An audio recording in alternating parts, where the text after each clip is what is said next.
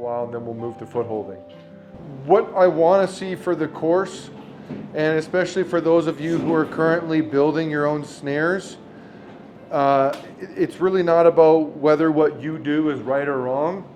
It's more about this is what we're doing in the course. So you basically just got to get on with the program, and we can leave it there. Just try to take what you can and learn from it. If you're feeling like you're not liking what we're showing you and you like your method still, I mean, you're your own person. But I'm not going to argue with anybody about what is the correct way when we're doing this course. The methodology we're doing is the way we're going to do it.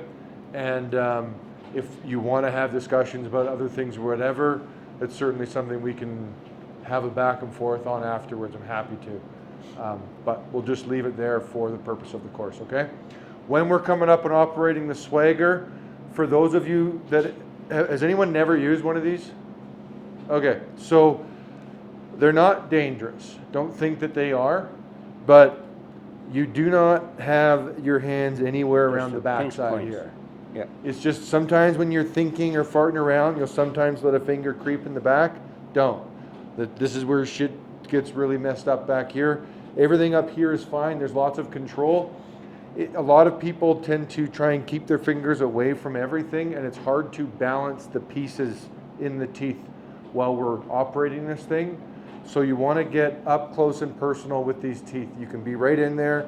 You've got lots of control. You can have it on your finger and you can stop it. There's lots of control here. It's in the back end here where things are moving quickly and they're going to go ouch before you stop it, all right? So don't be afraid to creep up in the teeth here. It's going to really just help you seat things where you want it, all right? Really quickly so we understand, if this is our cable going through, and this is our ferrule going through the cable. Everyone keeping up with that? Okay. When you crimp these, this is what I mean by them being end to end. So when you crimp this down, you want to start with your tooth. Do I have another color here? You want to start with the tooth being these right here, coming down, slightly overlapping the ferrule, okay? And the reason is when you compress a ferrule, they flare. And if this tooth is over here on that first one, this lip will actually flare up and out a little like that, all right?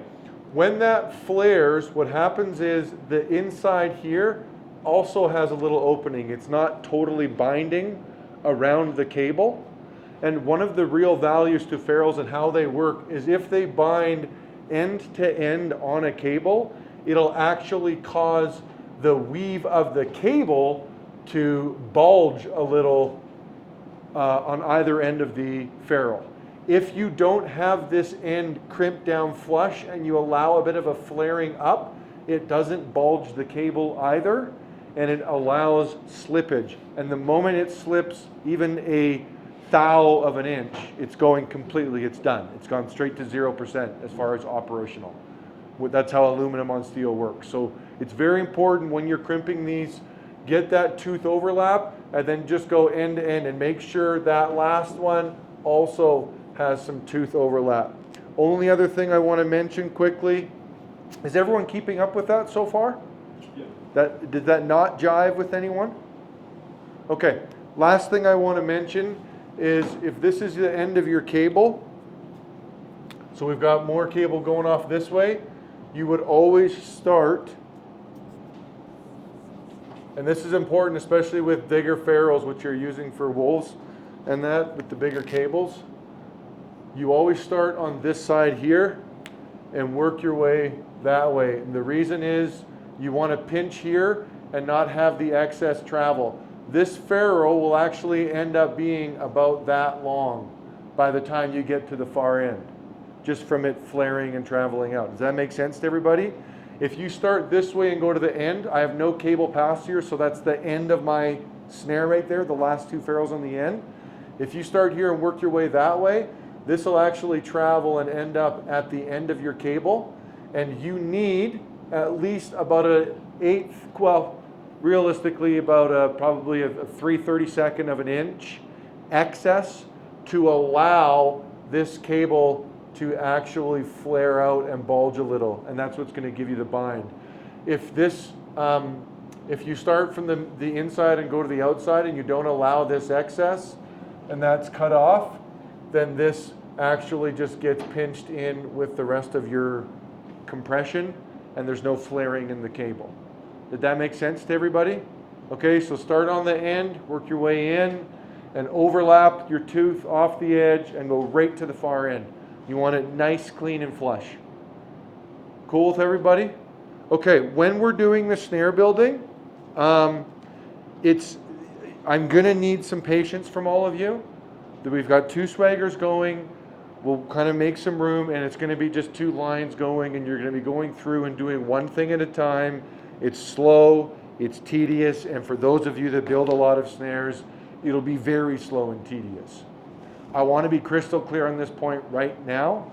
If you're farting around and not giving me time of day for this, I will be in your grill. All right? This is the one part of trapping where the onus is on us to build it right, and you'll be held to that standard in this course, okay? So just bear with me. We'll get through it as quickly as we can, but we're doing it right, okay? Yeah? To do it right, like not all of us have that equipment. Mm-hmm. So you can do a proper job with just a hammer and No. No, I would get this equipment. So you didn't Yeah. get that. Yes. No So handheld. handheld is fine, but it needs to be a crimping tool that's applying pressure all the way around. Oh. When you hammer, you sandwich, and you're taking a lot of the material that has, like, so when you compress it all, it's a friction force, but it's a set force applied to the cable. The more you sandwich that ferrule out, the more you're reducing the overall material around the cable, because it's off to the edges more, Yeah. and there's less overall frictional force applied to the cable, so you're reducing the overall break of your ferrule. These cost how much around? They're not cheap. They're not cheap. If you buy a cheap one, you're going to buy another one in about 5 to 10 years, depending on your snare making. So the more you invest in it, the longer they last. And you'll know that the cheap one's about $175, and they get loose in here, and everything just starts getting loose, and it just makes ugly crimps after like a couple thousand. I would spend at least it's like $275 to $350, depending where you find them. The high-end one is like $600. It's Japanese. If you are building, like you're going to be building 20,000 snares in your life, that's the one you want. And it's worth it, because it'll be precision for tens of thousands of crimps. But I would at minimum buy the mid-grade, which these are, and they just last way longer. Yeah. I've got one in here that's, it cost me $450, and I've made over 50,000 snares with it. Yeah. Hey, how much do the both snares cost when you just buy them completed at the ATA? About $9? Depends what you're getting made for, because the Seneca versus Lights Out is 2 different costs. But yeah, I think it's around $10 a snare now. Somewhere around there. Somewhere around there, plus or minus $1.50. And it's like $4, I think, $3-4 if you're making them yourself. Yeah. Anyway, are we good to get building? Okay, let's get up. Maybe we'll kind of make some space here just for the setting it up. What we're going to do is just start by putting our breakaway device onto our cam lock. We're going to just pocket that and then cut our cable and start putting pieces on from there. So once you get this done, don't lose it. Don't put it in some deep pocket. Just put it somewhere you can find it right away and not have it kicked or dropped on the ground or whatever, all right? So everybody can come up and just grab one of them from the pile here and get a breakaway device from the baggie here. And when you do it, have a look. You'll see there's open end and a close end on these. The open end is going to go through the hole in your breakaway. Once you get that, just go back and I'll demo the crimp quickly. Kind of a straight portion of the breakaway. That's the part we want to curl. Okay? So when we come up to the tooth, and the tooth we're operating, or the notch, is going to be the furthest notch out. So the first one towards you. what you want to do is make sure, and you're going to see when you have a look, you don't hold your breakaway perfectly parallel to the ground. You kind of got to cant it at a 45. You want this straight line to be totally vertical when you come into the crimper. By being totally vertical, it's going to take the majority of the pressure from the teeth, and that's where it's going to fold. So does everyone see that flat portion on their breakaway device on the open end? Okay, so we want to have the open one through our cam lock. Once you have that, you're going to come up to your, and you can do it from this side, but I'll just show you. Watch me when I do this. Want to make sure that flat portion is up in the air, so we're kind of at about a 45 degree with our breakaway device. We're going to put it inside our thing, get it to bite, and just hold on to that so it doesn't go shooting. But watch this hand as I'm compressing. So we're going to compress and we're going to feel it touch. So I'm compressing, that's a pop, and I'm touching right there. So when you touch, it's going to touch, and then the metal has a memory, it's going to kind of relax. So what we want to do is touch and then just give a smidgen more to get it and stay within the memory of the metal, just to close that gap up a little bit. And if you touch and back off, you'll find it's about 2 matchbooks thickness. We want to get down to about 1 matchbook to a sheet of paper thickness. So the movement is really simple. From here, it touches. Watch this hand. It's very subtle. It's that. It's just a little baby movement, but it just closes the gap, and it's going to get you a nice, closed, rounded breakaway device. Okay? You can look at it as you come up. We got 2 swaggers set up, so come on up when you're ready and crimp your breakaway device. When it's done, just put it in a pocket where you're not going to lose it. 5 feet is the cut we're going for. Go ahead. How do you know it's 5 feet? Tape measure. Oh. You get that figured out? You should have said, aren't you 5 feet? So it'll sit like that in there. You gotta be close, See this eh? flat part? We want that vertical. So just like that is how it'll sit. All right. Close, you curl a little bit. So you see how you're still showing the flat part here? Yeah. So what happened is you had it oriented like this and it curled off the top. You want it oriented at an angle so that flat part is vertical. So you're there, but you see how it's kind of jamming your end? very low. It's just because you closed the hole a little on your crimp. No, you're actually a You bit got a light closer. You on just in your crimped pocket? pretty tight. You kind of over Yeah, crimped. my boy Oh, felt okay. sorry, she got dad on an extra jacket. Oh, that's what that is. Start with my overlap and drop that handle down so it's holding the ferrule in place. Now I've got 2 hands to work with. I can size up my ending where I want. Give myself a little less overlap. I want to go about a 3/32 of an inch, and I'm butting right up with that other ferrule and my other hand here to control that. Once it's down, crimp. Now go between the 2 and then off the far end with excess. 3 is perfect, and it should be end-to-end flush. And the real key, if you want to test, take your nail and pull it off the end like that. If it's catching, that means you've got some excess. And you can also look in the end. If you see any spacing between the cable and your ferrule, when you're looking right down the pipe, then you've got some flaring. You didn't get that overlap. Okay, and that overlap is really important, especially with this modern age of snaring where we're not using 1/8 cable. Like, these are things that will fail if they don't kill quickly, right?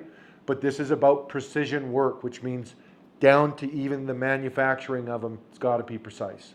Going through a double only one time, it's not enough bind. Sorry, I just meant a double length, like not Oh yeah, then singles, yes, longer than this, not a totally, double barrel. totally. So like a double, like a full length jacket, absolutely. You'll find that for other trap building, you're using these shorter ones though, so it's more multi-use, but by all means, yeah. Okay, so have a look here. Yeah, keep a hold of that. So pull that up. I don't think I went quite through. See that there? So you see how you don't have enough coming out the end? I'd trim that now where you just did one, because then you can fix that easy. You want to have a little more excess cable at the end. It's important. Beautiful. Nicely done, Ben. Yeah, I didn't mean doubles. Yeah, yeah, I yeah, meant yeah. just normal. Yeah, yeah.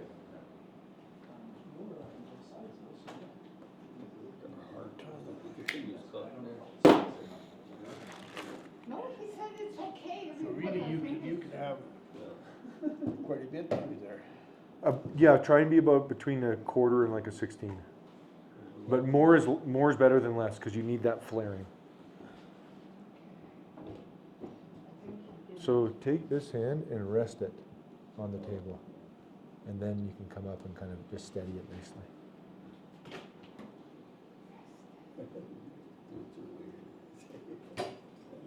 Yeah, and that's the perfect excess right there. That's what you want. What happened? Everything happened. Wrong notch, this notch, first notch. Oh, that's why Yeah. it's, Why is it so easy all of a sudden? I thought, where's my muscle? I guess. So just for you specifically, I would rather you worked this way. Oh. So when you pull, you come out. Only we had it on this one here. When you have a tighter one, if you work over top of it and you let go and you aren't thinking, these sometimes can spring back up and hit you in the face, Okay, so. which I wouldn't want to have happen. Yeah, I Because find you it feel that better. springiness there. Yeah.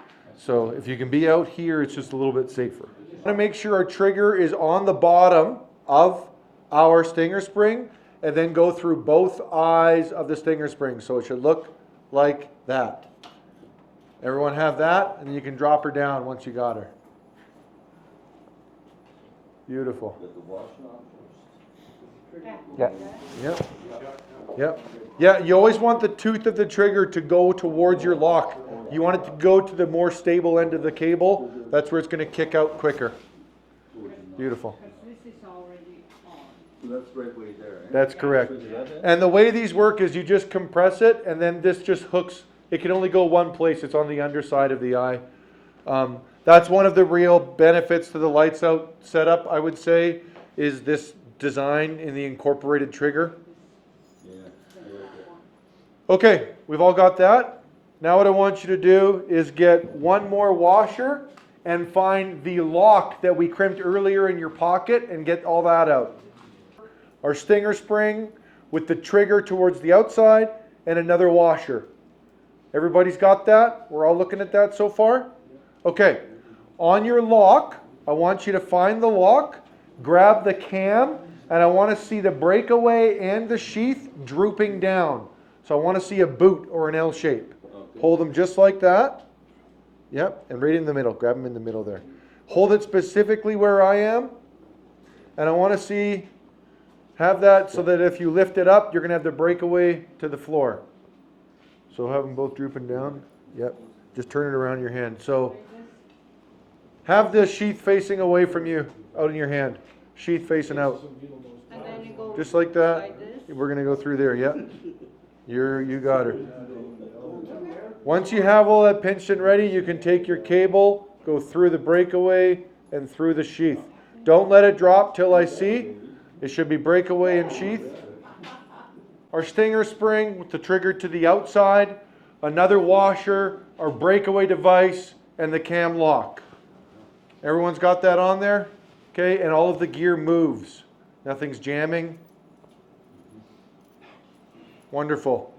Okay, what we're going to do next is we're going to grab a collar support and we're going to grab a swivel and we're going to grab a small double ferrule. So you need three things: collar support, ferrule, a double ferrule, and swivel. Swivels are here. So once again, you should be looking at one of the smaller double ferrules. So the sizing is fitting for the cable in your hand.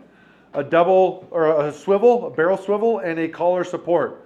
First thing I want you to do is take your collar support, that's the tube, and I want you to just drop that on. Well, not that one. Take the yellow tube, the collar support, we're going to drop that on.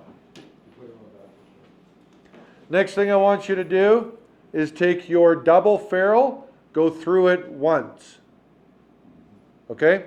So I've got my double ferrule and I'm going through it once with some excess. See the weave? Twist to the weave. Yeah. Yeah. So now same thing, twist when you put it on. You got your colors? No, the end's good. Colors to Yeah. put on? Okay, Yeah. so Yeah, so put everyone's your- got that double ferrule. And then You're come gonna go around through towards your here. barrel swivel and go straight back to your double ferrule. Come with a big ugly loop, and it should be a teardrop shape. We're still using the first notch, okay? When we go up to this is really important. When we make this swivel, whatever swivel you're doing, it needs to be intrinsically safe. That means that it can't somehow malfunction itself. What that means is if you leave this loop big and an animal comes in, if this falls through itself in the loop, it'll bind and no longer act as a swivel. So the rule is on how big your loop is it intrinsically safe? All right? Can this fall through itself? So start with a big loop, lots of excess. We want to keep our ferrule vertical, so stack the cable, don't have it flat. Have your cable stacked. I like to tail end up. We're going in the first one still. We're still doing tooth overlap. We're still starting at the end of our cable, so we don't have it travel out, and these doubles travel quite a ways. Everyone's keeping up with what I mean on the travel? Okay? Then we're going to tighten up and treat. Once we have this holding our ferrule, same thing, get our excess intrinsically safe. Can't fall through, then we'll crimp her down and travel all the way along. Keep that ferrule nice and vertical as you slide along, and you'll get a nice clean crimp end to end. Everybody can come do that.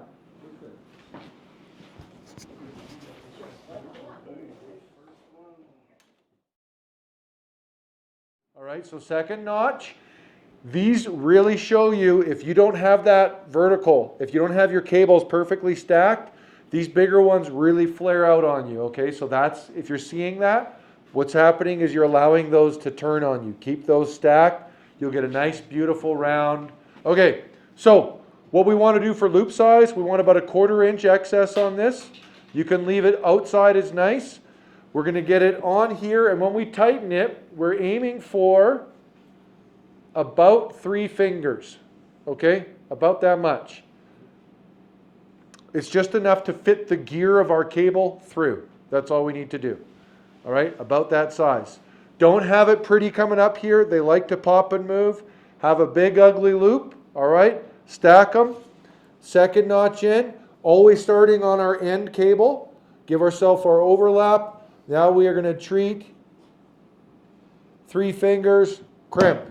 So have both of your cables now. We've got our snare end, our anchor end, one large double ferrule.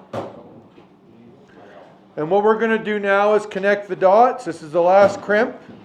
So with our anchor end, we're going to go through our double ferrule, find the swivel on your snare, go through the swivel and straight back. So this is another teardrop loop. I want to see a nice teardrop shape, intrinsically safe, come and crimp. Does that Okay. have to be a small hoop again? Yeah, that means small loop. So this swivel can't fall through itself like that and not be a swivel. Did you like this video? If you did, I think you're gonna like this one right over here. So check it out. And I appreciate your subscribing if you haven't done so already. Remember to do that while you're watching this next video. Click like, it all helps us out for this channel. Catch you next time.